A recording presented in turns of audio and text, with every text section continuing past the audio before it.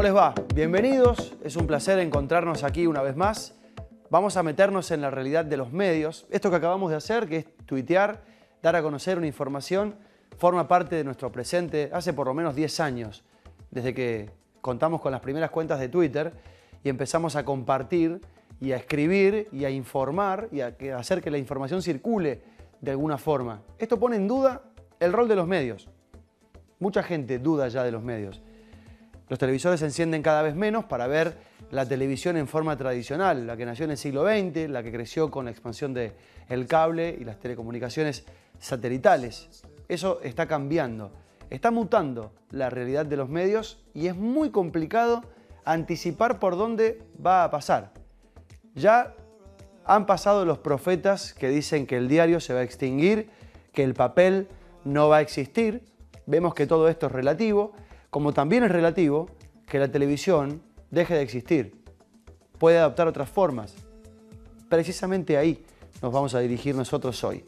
Vamos a intentar un viaje en el tiempo, un salto adelante para ver a dónde van los medios y qué pasa con los medios digitales. Siempre aquí, en Foco.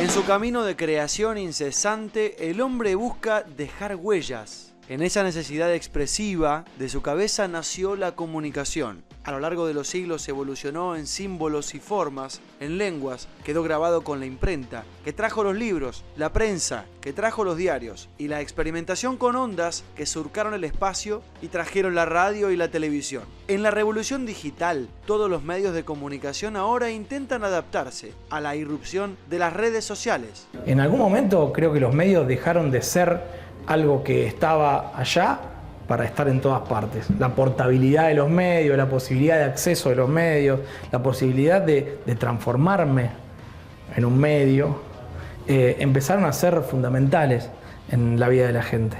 Esto de cuando hablamos de la revolución de la comunicación, tiene mucho que ver con la tecnología, pero también tiene muchísimo que ver con lo que nos pasó con la tecnología.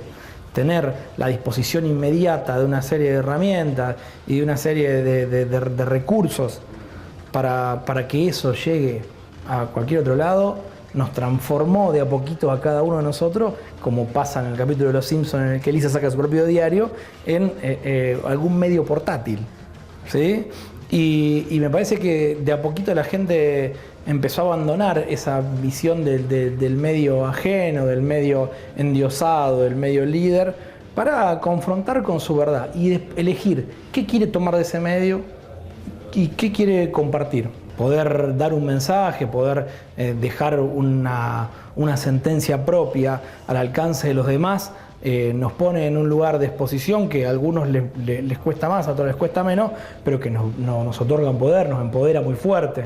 Entonces, transformarnos en alguien que importa, en alguien que tiene cosas para decir y que esas cosas para decir empiecen a cobrar valor, nos abre otro frente que nosotros teníamos descuidado. Con los medios sociales nacieron los canales alternativos de comunicación. Facebook tiene más de 2.000 millones de usuarios. YouTube alcanza casi los 1.900 millones de personas. WhatsApp, 1.500 millones de usuarios. Instagram ya sobrepasó los 1.000 millones. Twitter alcanzará los 500 millones en poco tiempo. Es sorprendente, pero todos los habitantes de la Tierra, si alguna vez usaron alguna red social, ya suman 4.000 millones, aunque sea una vez.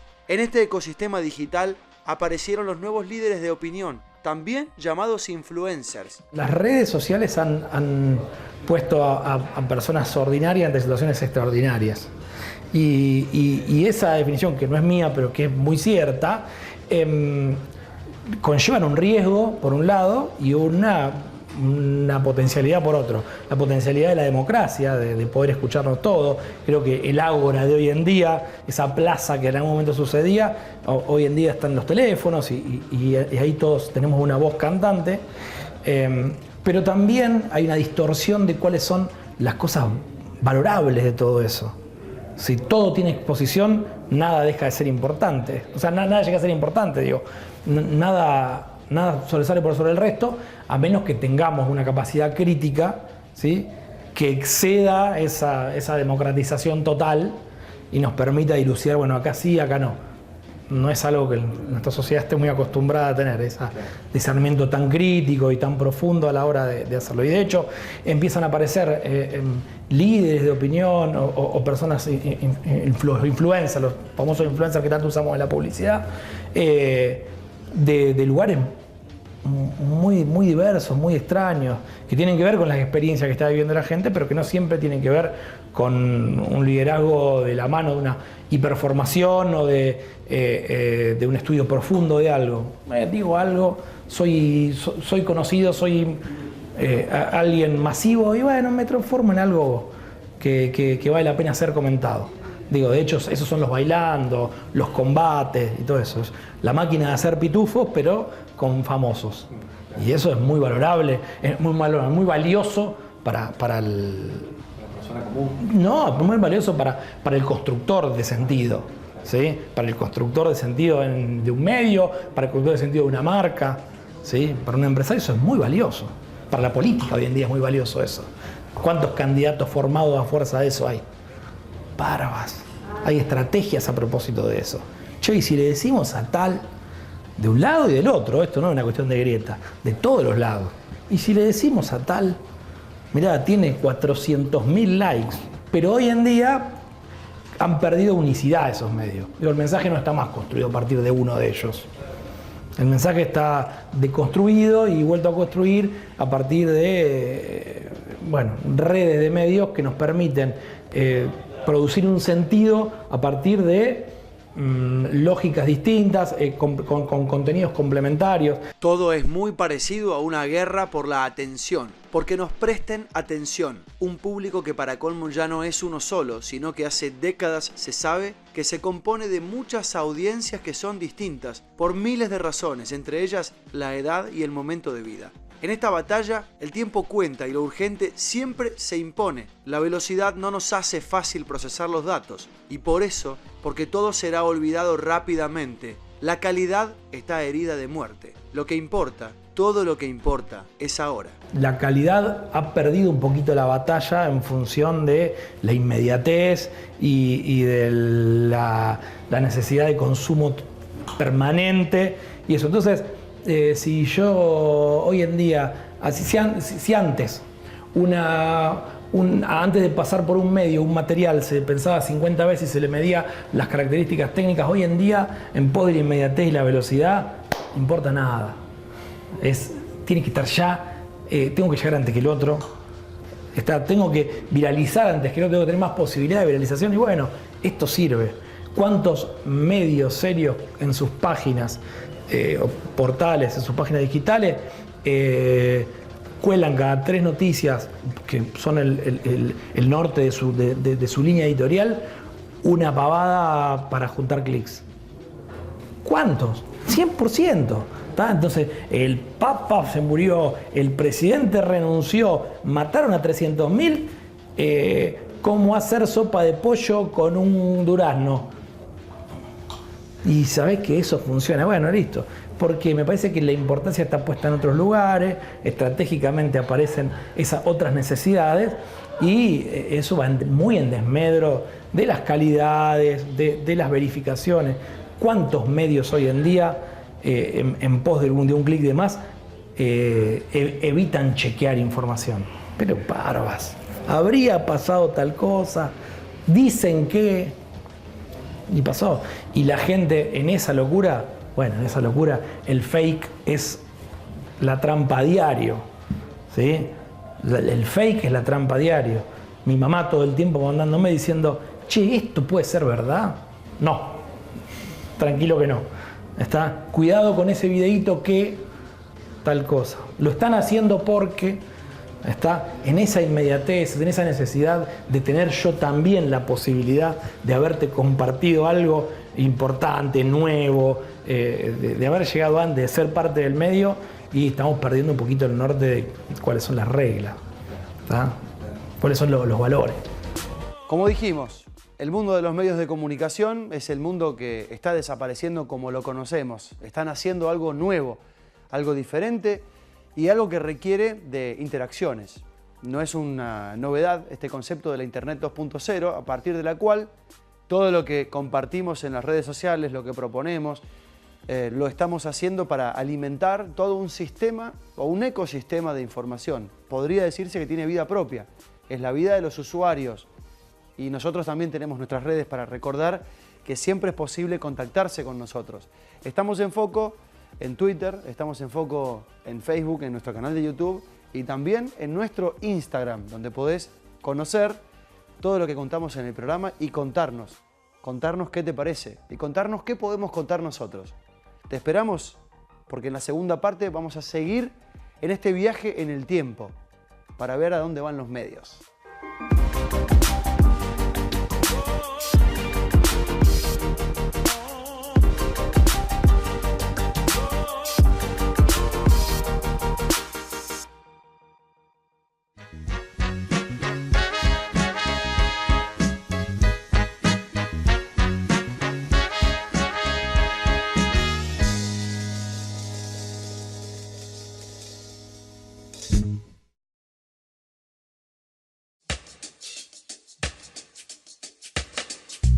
Seguimos juntos para poder conversar sobre este futuro de los medios, sobre este presente de los medios de comunicación, que siempre nos resulta interesante porque obviamente que con los medios de comunicación también estamos creando cultura, no solamente aquellas personas que trabajan en los medios de comunicación, sino muy especialmente las personas que están en contacto con los medios de comunicación y que van adoptando y van consumiendo, por así decirlo, pero también produciendo diferentes contenidos.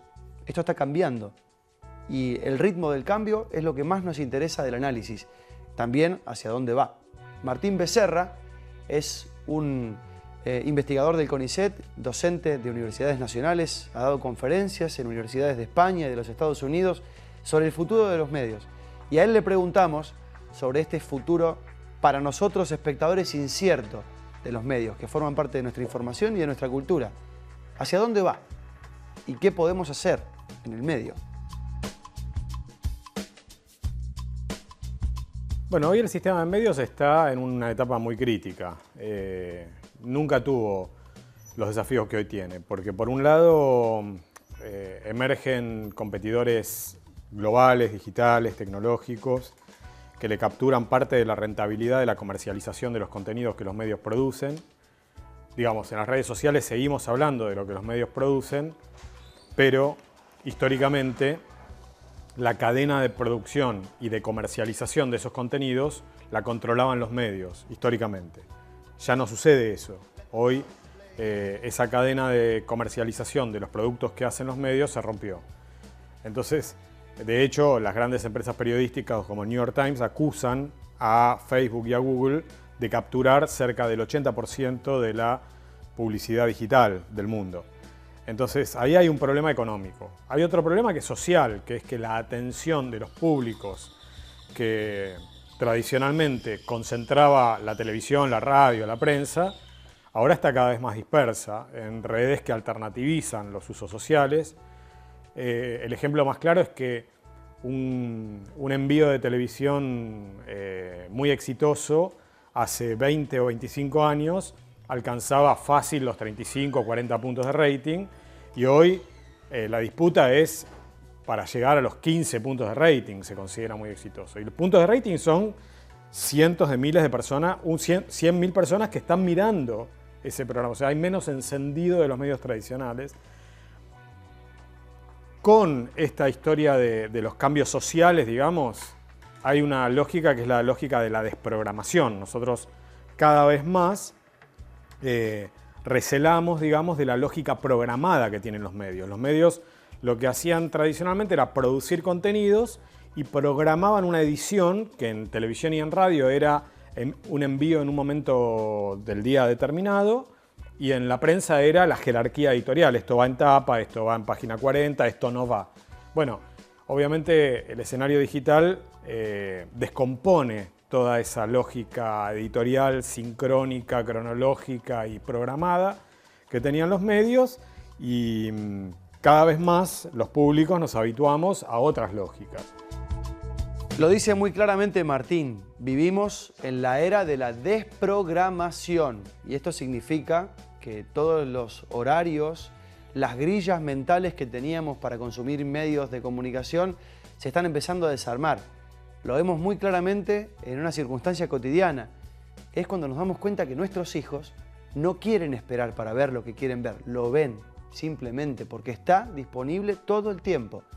Es la lógica a demanda que funciona con todos los contenidos y que cambia la forma tanto de consumir como de producir esos contenidos. Lo vemos cada vez más y ya lo hemos comentado en el programa. ¿Qué hace la maquinaria de los medios de comunicación en funcionamiento con este dato? Ahí vamos. Hay factores que inciden para que esto no sea inmediato ni sea generalizado todavía. Es decir, hay factores que son generacionales, por ejemplo, y cuando se analizan las encuestas de quienes miran televisión abierta, se advierte que en general son las generaciones más grandes, ¿no?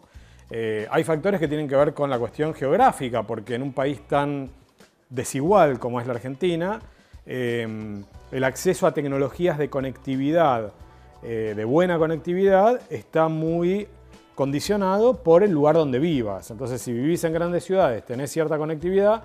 Yo que viajo por suerte mucho por el país, advierto que no, digamos, te alejás un poquito del Gran Mendoza, te vas a Tras la Sierra o vas al Alto Valle del Río Negro y la conectividad es pésima. Es como si, no es que no hay 4G, no hay 3G. Entonces, obviamente, los ciudadanos de esos lugares están, entre comillas, condenados a un consumo tradicional porque no pueden alternativizarlo con otros medios. Pero en definitiva, todo esto que mencionamos lamentablemente también provoca un sismo, un choque muy grande en la permanencia de periodistas y de empleados en el sistema de medios tradicionales. Hay muchos despidos en todo el mundo. Y en la Argentina en particular, creo que el gobierno lo que no tiene es políticas para atenuar los efectos negativos de este cambio que es tecnológico, que es social y que es económico. Entonces, la política en la Argentina, para mí, tampoco ayuda. Vamos a explorar la siguiente pregunta. ¿Qué hacemos nosotros con las elecciones que hacemos, con los contenidos que estamos seleccionando para poder ver cuando queramos? O mejor dicho, no solo esta pregunta, sino también esta otra. ¿Qué pasa con la información, con la noticia? ¿Qué métodos, qué formas elegimos para estar al día? Y algo muy interesante, ¿qué pasa con la veracidad de la información? ¿Qué es veraz? ¿Qué no lo es? ¿Cuál es el límite? Esa es la pregunta. Si uno piensa en la cantidad de piezas informativas que uno consume por día, podríamos decir que nunca antes en la historia de la humanidad hubo tantas, ¿no? Tanta profusión y tanta disposición, digamos, de piezas informativas. El tema es que, como decíamos antes, se rompe el criterio editorial, es decir, el sentido que tiene eso. Se rompe porque muchas de esas piezas informativas nosotros las consumimos por redes sociales y no somos capaces de atribuir cuál es la fuente. Es decir, tal vez tenés una nota deportiva hecha por un diario en Argentina y simultáneamente estás consumiendo otras notas que no sabés cuál es la fuente, no la sabés. Las encuestas revelan eso. La ciudadanía no conoce quién es el productor de la información que está consumiendo. Lo vi en las redes sociales. Eso genera un fenómeno de desinformación y también de multiplicación de sitios que aprovechan la volada, digamos, al río revuelto, como para también promover informaciones que son falsas objetivamente y otras que no es tan fácil decidir si son falsas o no, pero que huelen feo, digamos. Y esto también es aprovechado por los medios tradicionales para decir nosotros tenemos editores responsables, a nosotros no nos pasa, cuando en realidad, si uno analiza la historia de la comunicación, siempre ha pasado y pasa también en los medios tradicionales, solo que en los medios tradicionales podés quejarte frente al que produjo la noticia. Si lo vi en las redes, no sabes ante quién quejarte. Muchos sostienen que estamos viviendo una etapa que se llama de convergencia de los medios del siglo XX con los del siglo XXI. Y esto es lo que le vamos a preguntar a Gisela Castro, que es doctora en comunicación de la Universidad Federal de Río de Janeiro. ¿Cómo conviven los medios de siempre, los tradicionales, con los nuevos medios digitales? No creo más que hay una gran separación entre medios tradicionales y medios digitales. Estamos atravesando un momento de gran convergencia de medios. Las maneras de, por ejemplo, asistir a la televisión hoy son muy misturadas con también estar online. Con muchos telespectadores ven lo televisor en cuanto hablan con sus amigos en las redes online, comentando, dialogando y cosas así. La atención es mucho más fragmentada, eso es verdad, pero creo que la gran mudanza, el gran cambio es la cuestión de la manera como lo contenido es ofertado. Las personas hoy quieren accesar lo contenido a cualquier hora y en cualquier día. Por tanto, mismo los medios tradicionales ahora están disponibilizando sus contenidos en plataformas online para que las personas puedan accesar a cualquier hora. Eso es muy importante, no más obedecer a las grades de programación. Nos vamos a poner de nuestro lado, del lado de los consumidores, de los medios de información y de comunicación. Gisela plantea algo interesante, que es si hay o no hay diferencia entre aquellos que nacieron en la era digital, se los llama comúnmente nativos digitales, y aquellos que nacieron en el siglo XX. Incluso les han puesto nombre de generación, la generación X o la generación anterior, inclusive la que nació en la década del 60, a mediados de la década del 60. ¿Hay diferencia entre quienes nacieron en el siglo XX y en el siglo XXI en lo que hace a los medios de comunicación e información? Se lo preguntamos. Creo que es una simplificación excesiva.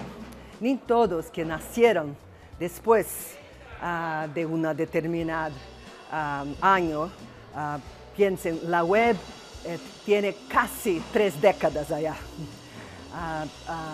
Ni todos jóvenes que nacieron en los últimos 30 años son igualmente versados en el uso de las redes digitales. Eso no es una cuestión de nacimiento, pero de interés y habilidad e enseñanza y todo eso. Por tanto, la tesis de nativos inmigrantes hace una clivaje meramente por lo año de nacimiento, que me parece una mala idea. Hay muchos chicos hoy que no se quieren quedar en la red. Muchos. Las personas adultas, muchos de ellos también son diversas. Hay muchos que son experts en la web. Hay muchos que diseñaron eso a muchos años atrás. No son más jóvenes hoy, son mayores hoy. Pero hay también muchos que no se interesan, no quieren, no lo saben. Entonces necesitamos de atención a todos que quieren aprender, porque es una cuestión de aprender también. En esta era dominada por las interpretaciones, muchos se cansan de hablar del blindaje mediático, del cerco mediático. Dicen, me voy a las redes sociales donde la información es más libre. Pero bueno, aquí hay una trampa, según Gisela. ¿Por qué? Porque las redes sociales advierten esto y lo que hacen es proveernos de contenidos que coinciden con nuestra forma de pensar. Es la teoría de la burbuja de la información en las redes sociales. Si aprendes a usar críticamente los medios, aprendes a buscar la información en diferentes sitios y a hacer comparaciones y a verificar la veracidad de las informaciones que circulan allá. Si no, todo es lindo, todo es verdad y nada es confiable. Es indudable que a ninguno de nosotros nos gusta que nos mientan, nos gusta que disfracen la realidad, porque obvio que es necesaria la verdad para poder seguir viviendo. Si buscamos información, buscamos que no nos mientan. Y en este programa, de lo que estuvimos hablando es precisamente de eso. Si bien hay muchos que hablan de blindaje mediático, de cerco mediático y piensan en los medios tradicionales, no se nos debe escapar que en las redes sociales pasa lo mismo. Y lo peor aún es que hay algoritmos capaces de identificar la huella que dejamos en Internet y entonces la red nos provee el contenido que coincide con nuestras elecciones. Esto no nos hace más tolerantes, sino todo lo contrario. Nos encierra más en nuestros propios conceptos previos antes de tomar contacto con información. Sabemos menos y el agravante es que creemos que sabemos más. Hay que madurar y la única forma de hacerlo es comparar. Comparar cuál versión de la realidad es la que nos parece la más dura, la que nos exige la mayor dosis de crítica. Ahí verdaderamente podremos decir que al menos intentamos romper el cerco. Hasta la próxima.